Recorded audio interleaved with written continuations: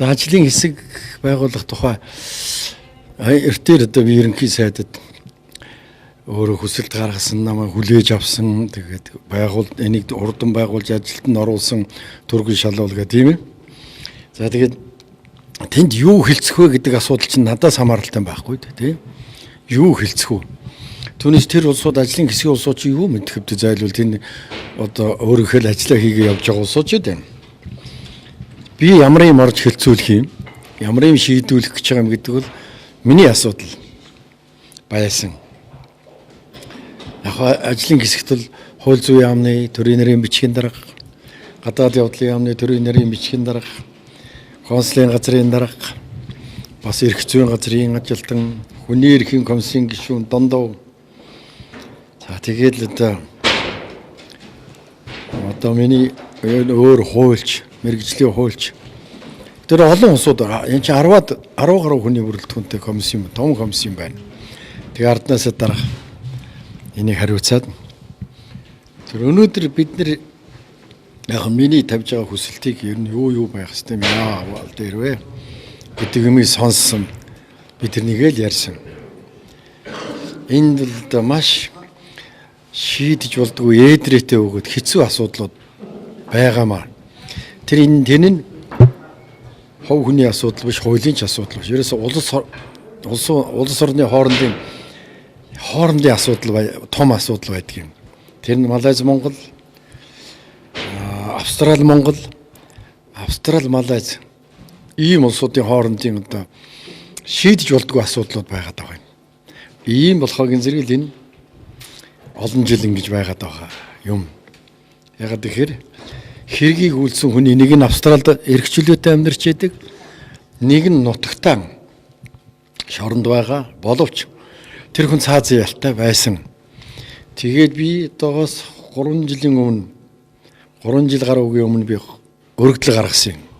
Малайзад.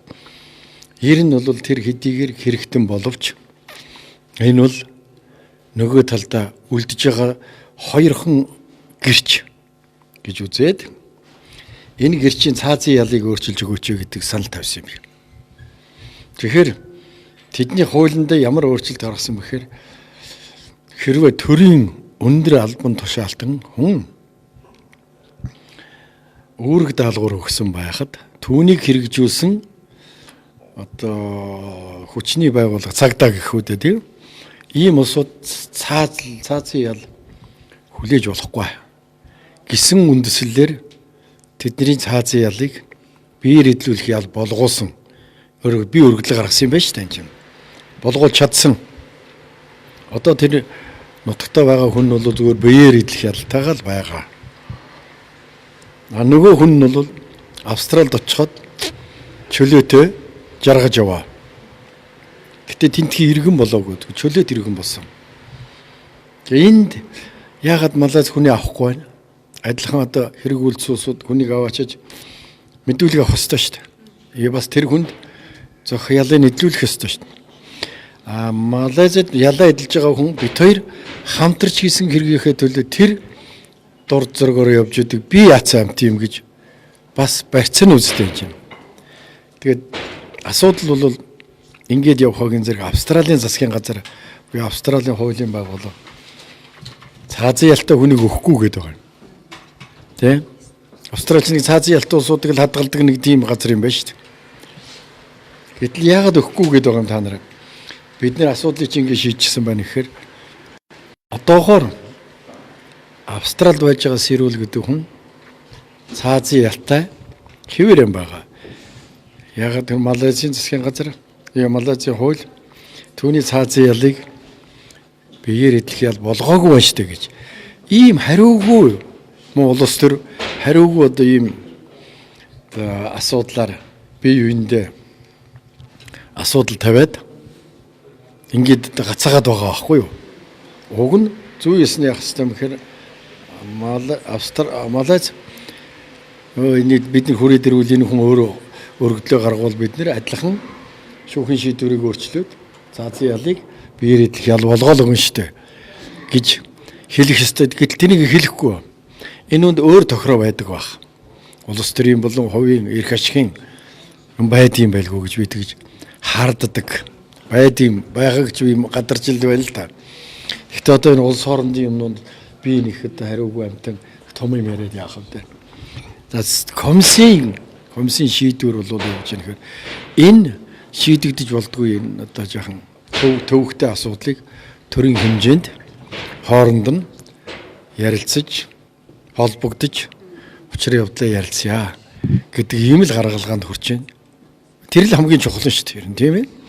Би иргэнийхээ хувьд гомдлоо гаргах нь явна, тийм ээ. Төр бол төрийнхээ хэмжээнд Австралитай, Малайзтай асуудлаа ярьж тэрэн дээр ингэж л комиссийн би хандсан тэгээ тэргээр эдгээр чинь ухаантай шийдвэр гаргадаг юм байна.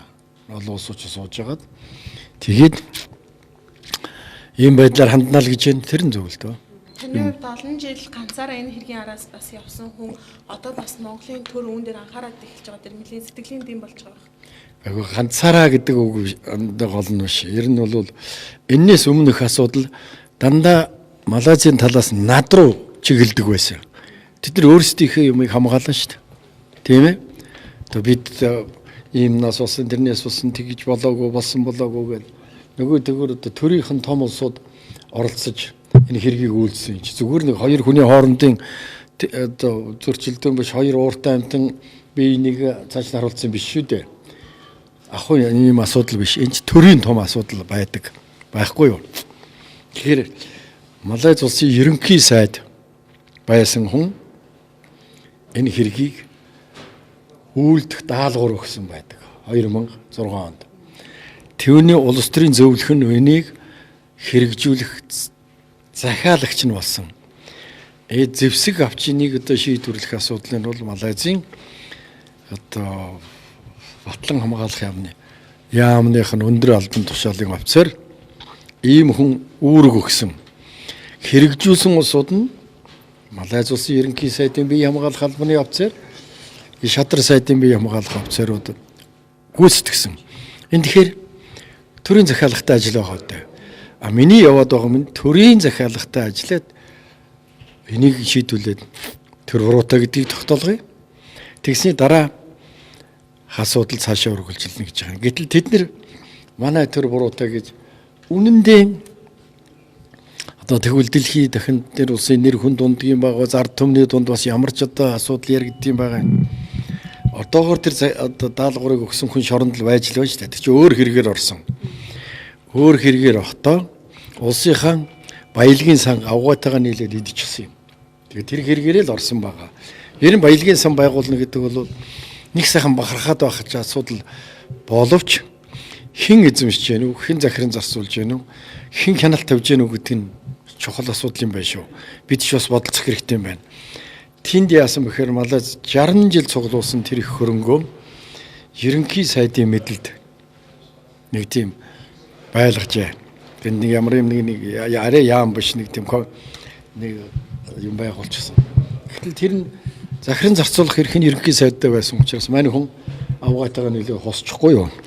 Тэгээд тэр хэрэг нь баригдаад тэнд чинь тэгээд маш олон орны улсууд тэр баялагын сангаас нь хуваасан ийм хэрэгтэй шүү дээ. Дээл юм байна. Тэгээд явцыг харъя одоо тэгээд би хурдтай энэ улсууд бол хурдтай ажиллая гэдгийг саналтай нэгдэж байна. Тэгэхгүй бол тэд нар чинь юу хийж байгаа яаж байгаа гэдгийг чи би мэдэж байна шүү. Бид саналаад бас жаахан бид хурдтай байхгүй бол тэд нар биднээс хурдан байхыг хүсэж байна. Тийм ээ. Тэгэхээр бид тэрнээс өмнө манай улс бас нэг жаахан даацтайхан шиг бас жаахан асуудалд нэлээд хүчтэйхэн шиг хандчихвал тэд нар одоо алийн болгон тэд нар даврах хөвдөө тий. Тэгээд миний хэлж байгаа хатуу үг шүү. Бид ч бас нэг юм хэлэх тийм ээлжтэй шүү гэдэг ийм цаг хугацаа ирж байна л гэж бодож байна.